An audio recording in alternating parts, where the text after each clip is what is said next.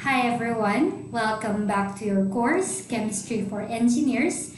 Again, I am Engineer Janaika A. Tapiador. This video is actually a continuation of module number 1, which is entitled Energy. So the previous video, we already talked about the overview. The next, or for this video, however, we will start with energy loss. To recall, these are the topic learning outcomes after module number 1, which are determine the different laws of energy, discuss the different types of energy and rank energy efficiencies, solve problems on efficiency, nuclear chemistry, and electrochemistry.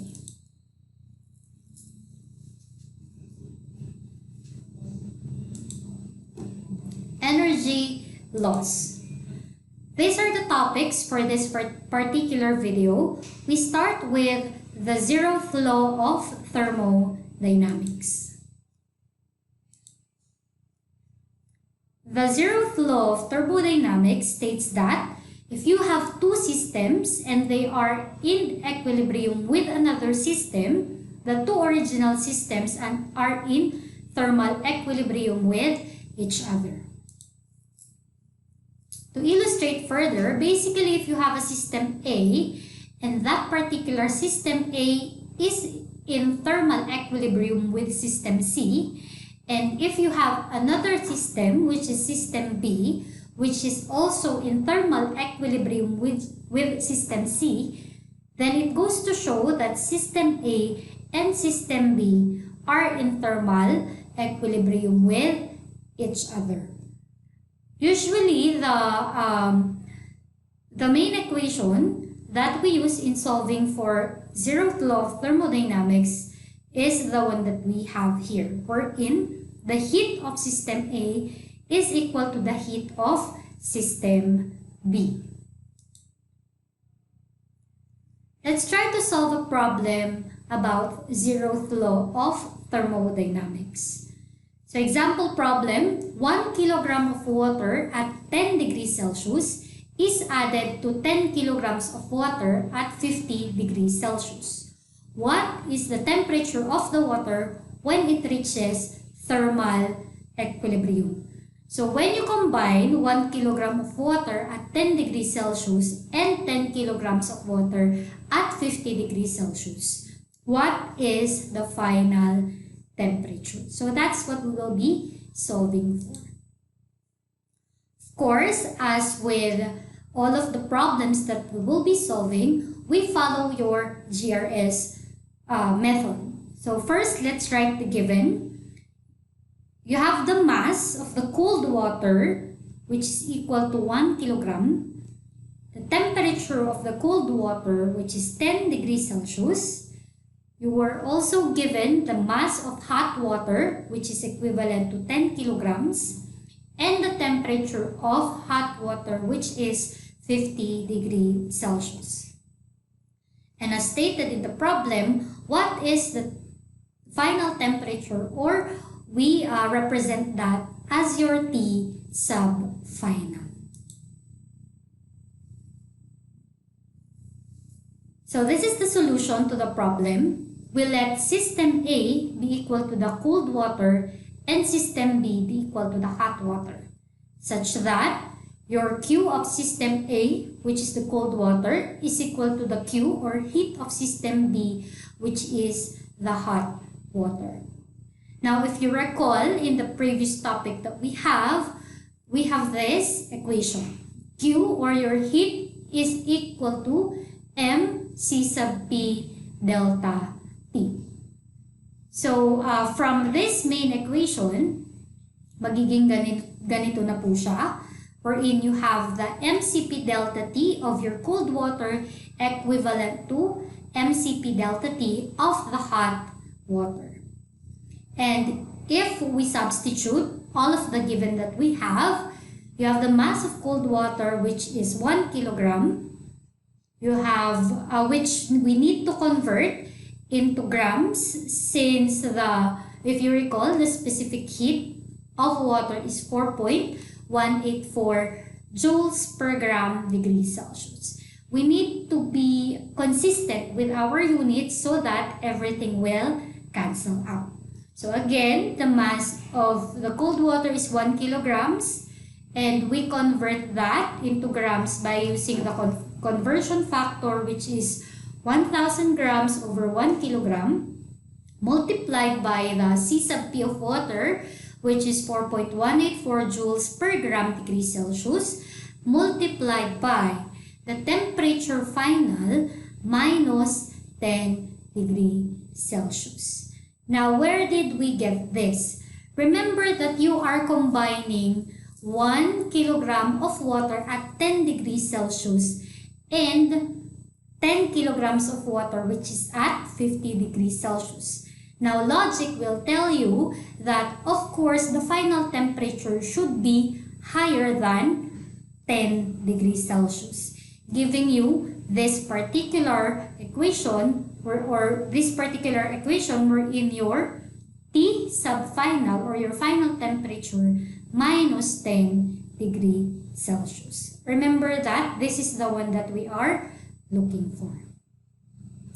On the other side, you have the MCP delta T of the hot water. Substituting all of the given that we have, the mass is equivalent to 10 kilograms. Again, for consistency of units, we have to convert that into grams. Using the conversion factor, 1,000 grams is equivalent to 1 kilogram, multiplied by the specific heat capacity of water, which is 4.184 joules per gram degree Celsius, and multiplied by the change in temperature, which is 50 degrees Celsius minus the final temperature. Now, logic will tell you that the temperature should be lower than 50 degrees Celsius. If we try to simplify this equation that we have, you will be given, it will look like this. You have 4,184 joules per degree Celsius multiplied by the final temperature minus 10 degrees Celsius. Sorry, let me go back. Is equal to 41,840 joules per degree Celsius multiplied by 50 degrees Celsius minus your final temperature. So, wala na po yung grams tsaka kilograms dito ha. Kasi if you take a look, the kilograms and the kilogram here and the kilograms here will cancel out. And the grams here and the grams here will cancel out, leaving you with joules per degree Celsius as your unit here. Simplifying it further, this joules per degree Celsius and the joules per degree Celsius here will cancel out since they are on either side of the equation.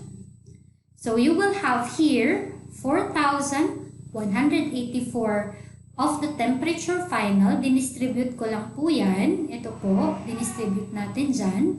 Minus 41,840 is equivalent to 2,092,000 minus 41,840 temperature final. So ito po, nakuha lang natin dahil dinistribute natin si 41,840 kay 50 degrees Celsius tsaka kay temperature final. Simplifying it further, putting the like terms together. So ito po, since pareho pong may T final variable itong mga to, we combine them. And 41,840 here will change its sign kasi dun sa kabila negative siya. So pag transpose natin, magiging positive. Then equivalent to 2,092,000 plus 41,840. Ito po, galing siya dito. Since negative siya dito and then you transpose it to the other side of the equation, magiging positive na po yan. And if we combine them, you have 46,024 temperature final equivalent to 2,133,840 joules.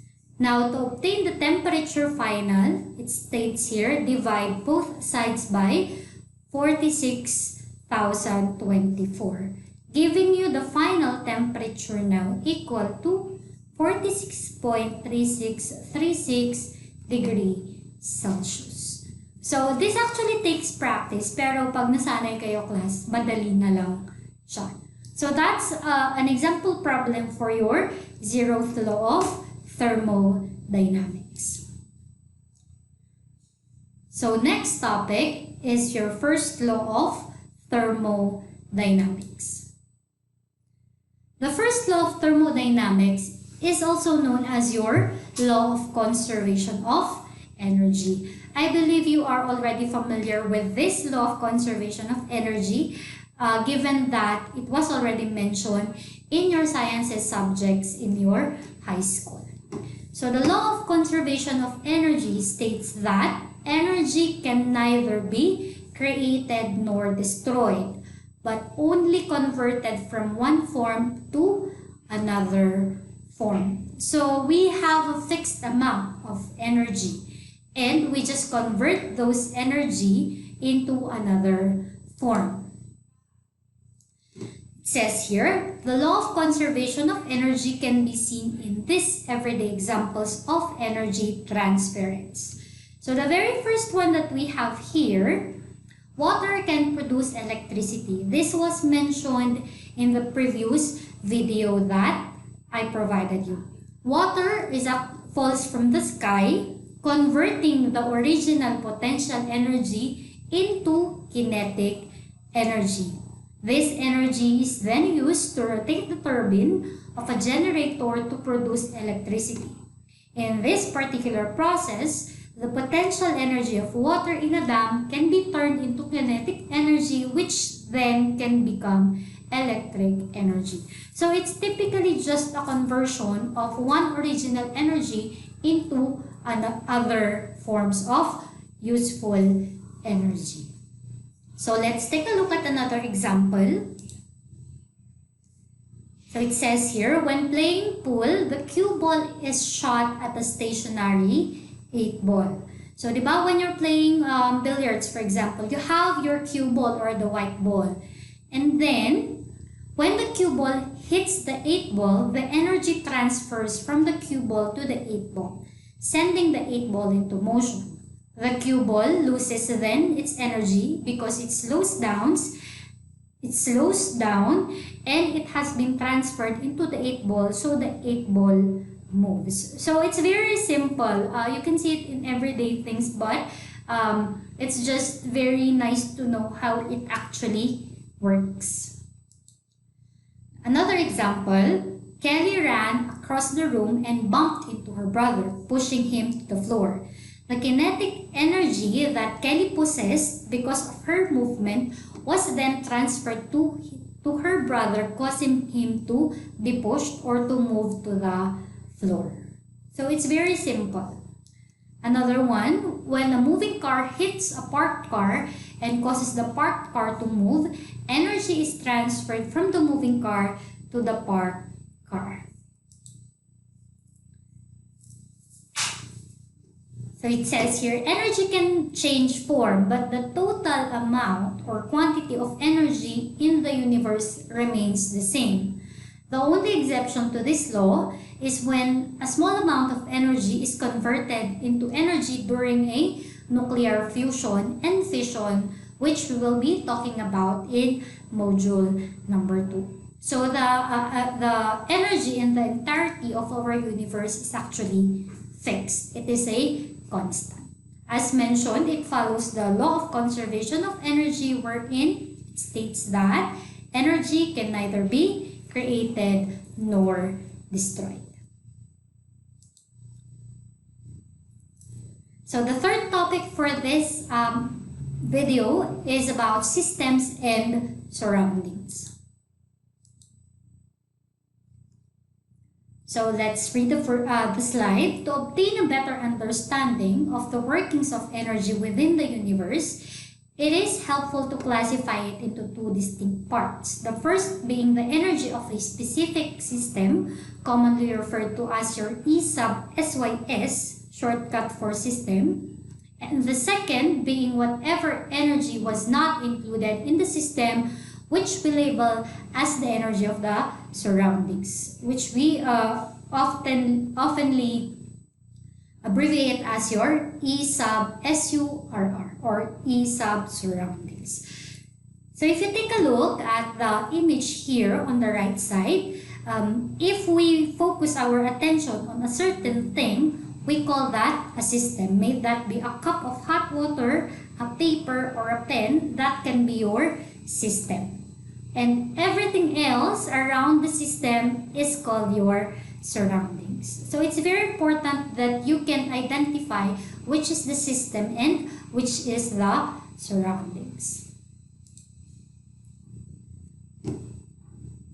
Since these two parts are equal to the total energy of the universe, which we abbreviate as your E sub UNIV, it can be concluded that the energy of the universe is equal to the energy of the system plus the energy of the surroundings.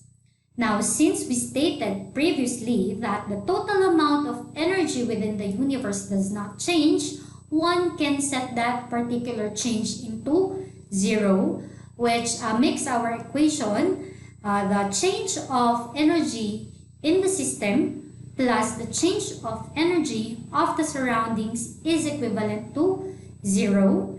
And rearranging that equation will provide you that the change in energy of a system is equivalent to the negative change of the energy of the surroundings. Let me go back. So basically, if a certain system has 15 loses 15 joules, for example, of energy, that 15 joules of energy is gonna be gained, will be gained rather by the surroundings, since the change is actually equivalent to 0. So whatever is lost will be gained by another with the same amount. So the fourth topic is types of system. Now we have 3 types of your system. You have your open system, closed system, and isolated system. Let's take a look at each one of them. So open system. Open systems, that's an error, are one that freely allows energy and matter to be transferred in and out of the system. So for example, you are boiling water without the lid. Heat escapes into the air, and at the same time, steam, which is considered matter, also escapes into the air. So this is a perfect example of an open system. The second type of your system is called your closed system. When we say closed system, on the other hand, this does not allow the exchange of matter but allows the energy to be transferred. So for example, boiling water in a pressure cooker, it allows the heat to be transferred from the stove to the water, and heat is also transferred heat is also transferred to the surroundings. That's why, di ba, mainit po dun sa vicinity ng pressure cooker. But ideally, if the lid is 100% closed, steam is not allowed to escape. The third type of your system is called your isolated system. Now, this system is completely sealed. Matter is not allowed to be exchanged within the surroundings, and heat cannot transfer to the surroundings. An example of this is a perfectly insulated thermo flask. Diba? Wherein, if you try to pour hot material into that thermo flask, ideally, if it's perfectly insulated, mainit pa rin yung nandun sa thermo flask kahit po malamig yung surroundings. Kasi wala pong nangyayaring heat exchange. So this is a simple illustration of the three types of your system. This is the one that you have to remember. When a system is open, heat and matter is allowed to go in and out of the system. If it is a closed system, only heat is allowed to go in and or out of the system. However, if you have an isolated system, neither heat nor matter are allowed to escape the system. So, ganun lang. Pag open, pwedeng lumabas si heat or pumasok si heat, lumabas si matter or pumasok si matter. Pag closed system naman, si heat lang ang allowed na mag-in and out. However, pag isolated system, hindi pwede sila pareho. Okay, so this is the fifth topic, energies in a system. So, ang pag-uusapan lang po natin dito are your closed system and open system. So, for a closed system, or in a closed system rather, there are three main types of new energy. There are five po dapat yan. 5 main types of energy. The kinetic energy, the potential energy, the internal energy, and of course, your, hindi ko na nailagay dito class, yung inyong heat and work. So, this is the general equation for energies of a closed system. That's why it's very critical that you be able then to identify what type of system it is para po ma-identify nyo kung anong klaseng equation yung gagamitin. But usually for a closed system, it does not contain a kinetic energy nor a potential energy. Most often than not, when you talk about a closed system, equation lang po dyan is U is equal to Q plus W. Pero ano ba yung U na yon? So, that particular U is called your internal energy. So, what is an internal energy? It is defined as the energy associated with the random disordered motion of atoms or molecules. Yet, despite the abundance of forces and interactions that may be occurring within the system, it is nearly impossible to calculate the internal energy.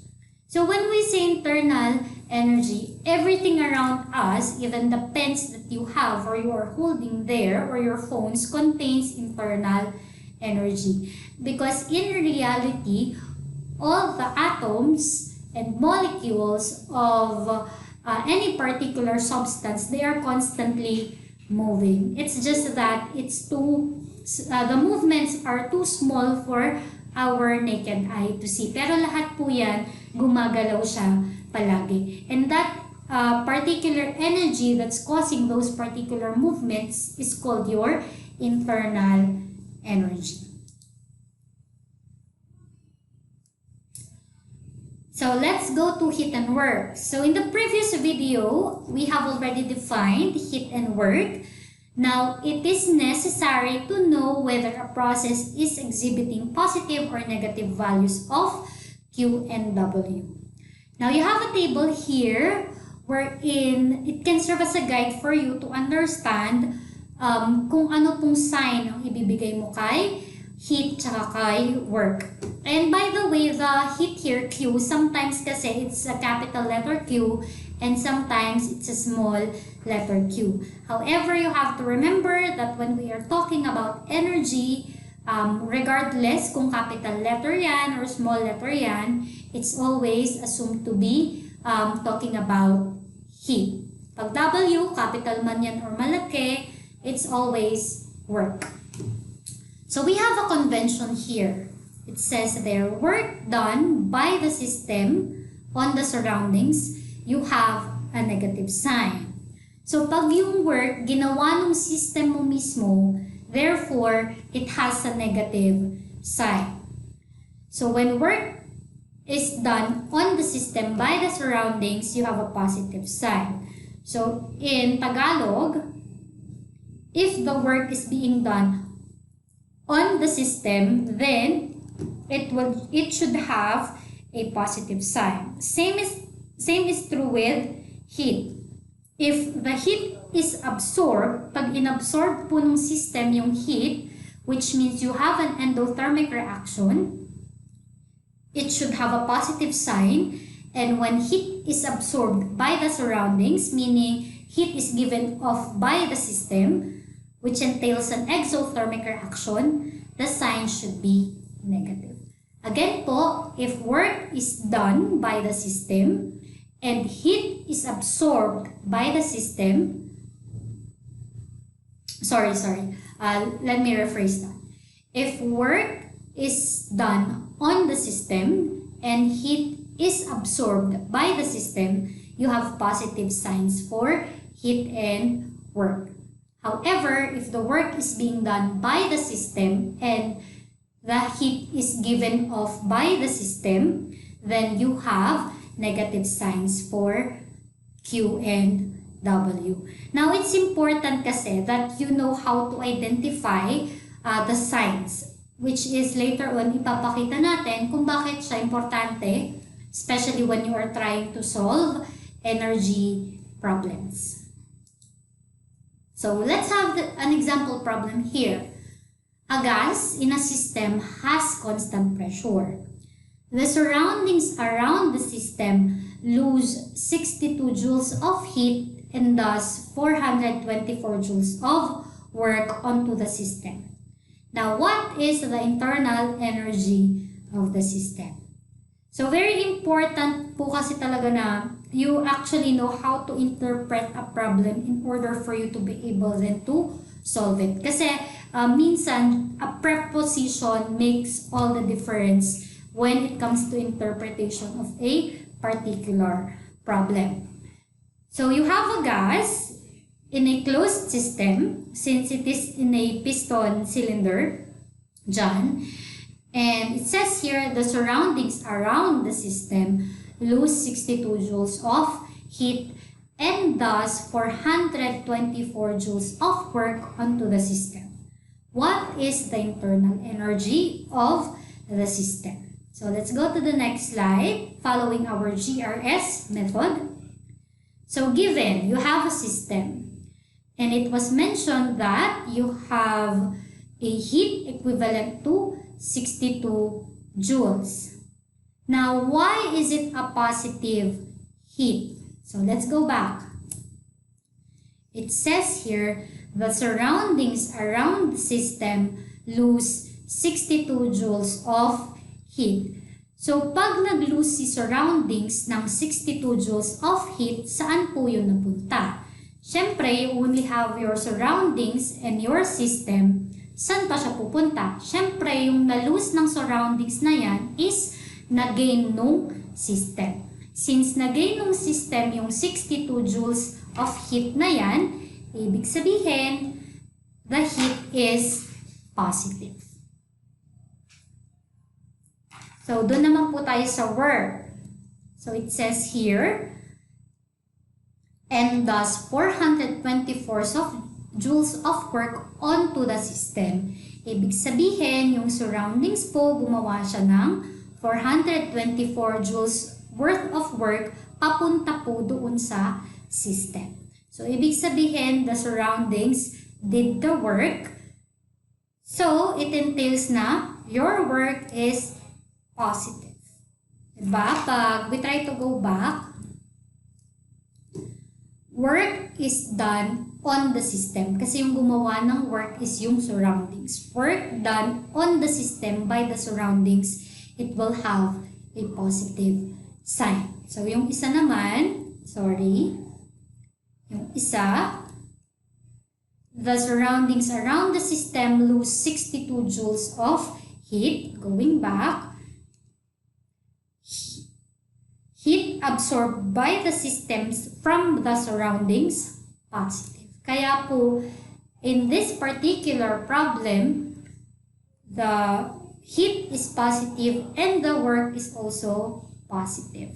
So, yan lang po yung given. O diba, given pa lang nag-analyze na kayo, which is Of course, dapat innate na yan sa inyo having that you wanted to take up engineering. Medyo dapat critical thinkers na po kayo.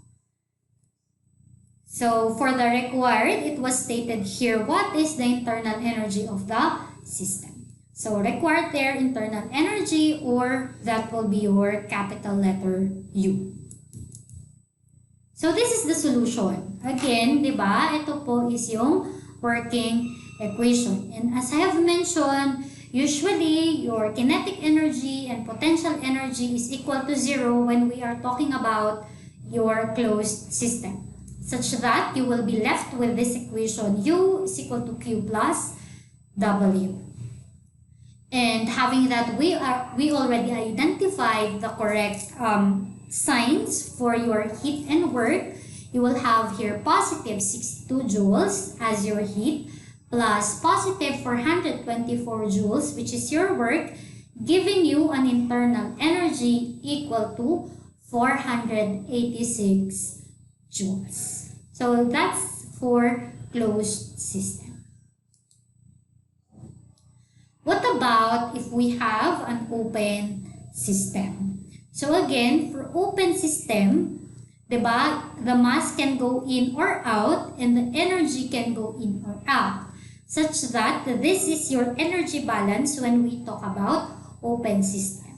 You have H plus KE plus PE is equal to Q plus W.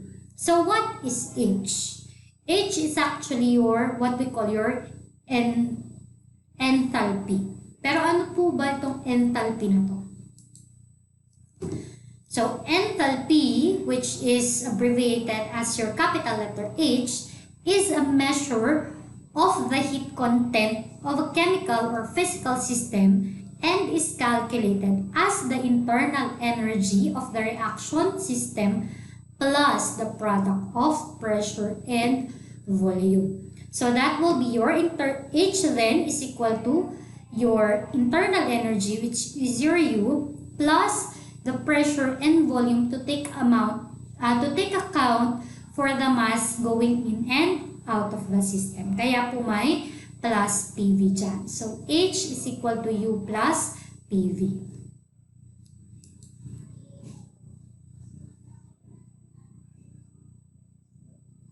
Okay. So, let's go now to your mechanical energy balance. Your mechanical energy balance is commonly known as your Bernoulli equation. This Bernoulli equation will be the heart of a subject that you will be taking up in your higher engineering subjects. So the energy balance, says provided earlier, can be recast into a mechanical energy balance. The mechanical energy balance, or commonly known as your Bernoulli equation, is most useful for processes in which changes in potential and kinetic energies are of primary interest rather than the changes in internal energy or heat associated with the process. Ito po kasi mas nakafocus siya sa kinetic energy, change in kinetic energy and potential energy. These balances are derived usually using your differential equations. You will be taking up those particular subjects in your higher mathematics. Pero this will be, as of now, memorize na lang muna tayo ng formulas. So this is the formula of your mechanical energy balance. That's your W prime is equal to delta P all over rho. That's the rho symbol. That's a Greek symbol, rho, plus delta KE plus delta PE plus summation of F. So, sana hindi na kayo bago sa mga ganitong, sa ganitong symbols. That's the summation symbol. This is delta symbol, which entails change. And this is rho symbol. Usually, when you see the rho symbol, it means density. So, where your W prime means that it is Sorry, this is supposed to be theoretical work. So, palitan ko na. Saglit lang po. Theoretical work. But yan actually nakalagay. Sorry class. Theoretical work. So, yeah. So, where your W prime is your theoretical work, delta P means change in pressure, your symbol rho means density, and your summation of F means summation of frictional losses. So, let's have an example for your mechanical energy balance. So, we have here, you are interested in analyzing the flow of crude oil having a density equal to 0.87 grams per cc through an inclined pipe of varying cross-section, where the pressure at point A is the same as the pressure at point B. The fluid velocity at A is 5 meters per second and at B is 15 meters per second. There are no frictional losses. The question is, what is theoretical work? So this is just a simple illustration of the problem provided. So meron ka daw inclined pipe wherein yung pressure sa A is pareho daw sa pressure sa B. And that the velocity at point A is 5 meters per second and the velocity at B is 15 meters per second. Walang frictional losses. Ang tanong lang po is, what is theoretical work? So let's write our given. You have the density of your crude oil equal to 0.87 grams per cc. The pressure at point A is equal to the pressure at point B. And the frictional losses is equal to 0. So medyo madali-dali na lang kasi 0 na to eh. Now, at point A, it was mentioned dito daw na yung velocity is equal to 5 meters per second. And if you take a look at the illustration, yung height po at point A from the ground up until that point is 30 meters. At point B, you have the velocity equal to 15 meters per second and yung height from the ground to that point is 12 meters. And as mentioned earlier, we are required to calculate for your theoretical work. Now, let's have the solution. How do we approach this problem? Siyempre, isulat po muna natin yung equation. Again, to recall, it's W prime is equal to delta P all over rho plus delta K plus delta P plus your summation of frictional losses. To make it easier, let us solve each variable first before we combine all of them. So, ito lang naman yung hinahanap po, si theoretical work. Tapos, isa-isahin po natin isolve yung mga yan para mas madali in the end na i-combine na lang natin sila lahat. So, the very first one is the change in your the change in pressure divided by your density. So, it was mentioned earlier na the pressure at point A is equal to the pressure at point B. So, kunyari, si pressure at point A is equal to 10. Tapos, si pressure at point B, pareho rin. 10 lang din. So, ibig sabihin, yung change po in pressure is equivalent to 0 because B is equivalent to A. And then, divided by your 0.87 grams per cubic centimeter. So, 0 divided by any number will give you 0. So, ibig sabihin po, yung ating first variable, which is delta P all over rho, is equal to 0. So, punta tayo sa next variable, yung delta Ke naman po. Let us solve each variable first before combining them. So, delta Ke.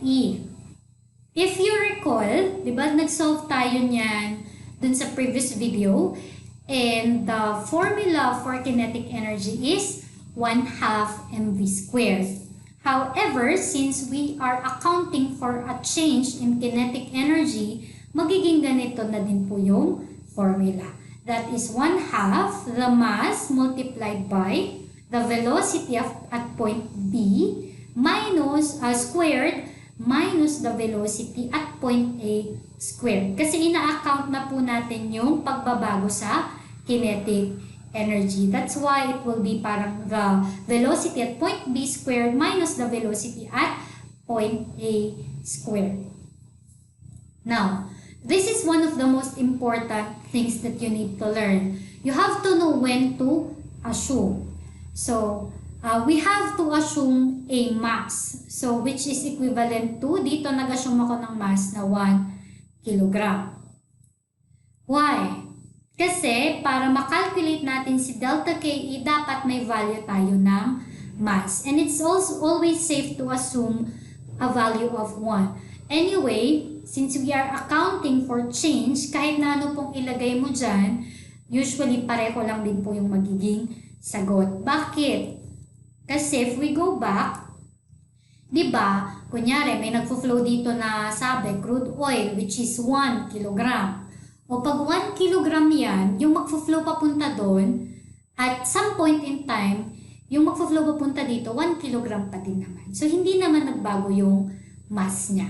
So, we assume a certain value of mass, which is in this case, 1 kilogram for simplicity.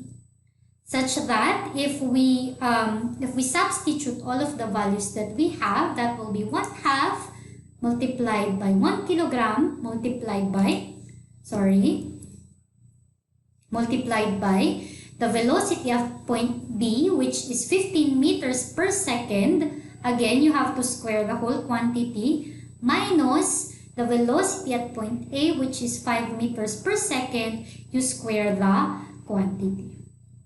And if we try to solve that, you could actually do it with your calculator para ma-double check.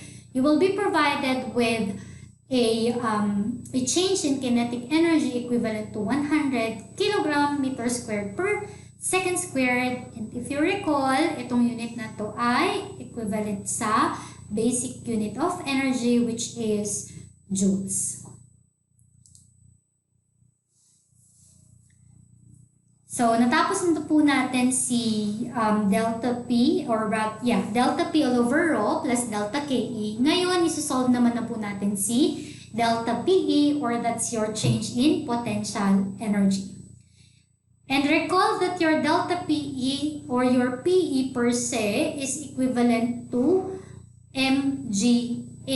Diba? Nung last na nag-solve tayo, PE is equal to mgh. Such that when we calculate for the change in potential energy, it will be equivalent to mass times g, which is your acceleration due to gravity, multiplied by the change in height, which is your height in point B minus height in point A. Substituting all of the values that we have, the assumed mass to be 1 kilogram, your G is your gravitational gas constant, which is, as I've mentioned in the previous video, we'll be using 9.8 meter per second squared, multiplied by the height at point B, which is 30 meters, minus the height at point A, which is 12 meters. And that you will be given a change in your potential energy, which is equivalent to 176.4 joules. Going back to the main equation and placing all the solved variables, we have your theoretical work equal to 0 plus your delta KE, which we solved as 100, plus your delta PE, which we solved as 176.4 joules. And as mentioned in the problem, your summation or your frictional losses is equivalent to 0, such that the work that was done theoretically is equal to 276.4 joules. Okay, let's have the last topic, which is about efficiency. Efficiency. When we say efficiency, it is how much useful energy you can get out of a system. In theory, a 100% energy efficient machine would change all of the energy put into useful work. converting one form of energy into another form always involves a loss of usable energy. Usually, that loss is in the form of heat. Kaya po, di ba, pag there was a question before about this. If the law of conservation of energy states that energy can neither be created nor destroyed, edi dapat hindi na tayo nauubusan ng energy sa mundo. Electric energy, ano pa ba, wind energy, dapat sana hindi nauubos yun. Pero bakit kaya, di ba, parang nagiging problema natin na ba't parang nauubos na daw yung energies sa mundo, nauubos na yung fuels, nagtataas na yung presyo ng kuryente palagi. Bakit? Kung gano'n naman yung sinasabi ni Law of Conservation of Energy. This is the reason why. It's about efficiency. We have to remember that when energy is converted from one form to another, hindi po lahat yan na-form dun sa kung anong gusto mo. Most of that na-convert into heat. And yung heat kasi, ang hirap niyang i-harness para magamit siya ulit. So if you, we will take a look at some examples ng mga simple or everyday things na ginagamit natin na hindi 100% efficient. So we have here, in fact, most of energy transformations are not very efficient. So for example, your body, the human body. Your body is like a machine, and the fuel for your machine is food. Food gives us the energy to move, breathe, and think. But your body isn't very efficient at converting food into useful work.